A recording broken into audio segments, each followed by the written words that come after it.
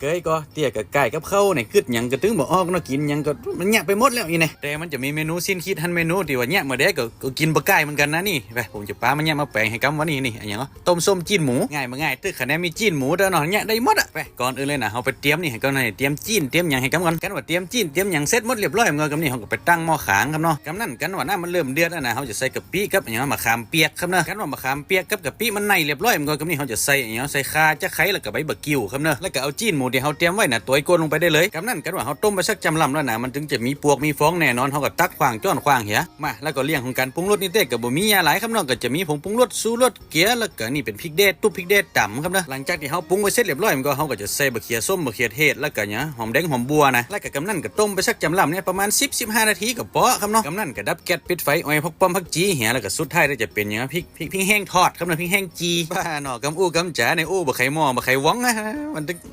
จะขอแห้งจ๊ะเนาะ ห่าวสักโบกเสร็จดิจ๊ะเนี่ยก็มองเอี้ยเสร็จเรียบร้อยแล้วต้มส้มจิ้นหมูเฮาตักใส่ถ้วยใส่จานพร้อมเสิร์ฟได้เลยนี่เนี่ยง่ายมาง่ายตึกนั่นตักใส่ถ้วยใส่จานเสร็จเรียบร้อยกับพักป้อมพักจีย้องหน้าให้น้อยแล้วก็พริกแห้งจีพริกแห้งทอดน่ะยูบิดย้องหน้าให้สักน้อยเนี่ยอย่างเหมาะบอกเลยนี่ต้มส้มจิ้นหมูเฮาวันนี้มาเอาให้น้อยก่อนมันบ่ไข่หม้อบ่ไข่ว้องเฮาวันนี้เนาะมาห่าวสักโบกเสร็จผมมันถ้าจะบ่ได้ไว้สาพี่เคียงมาหลายวันจ๊ะ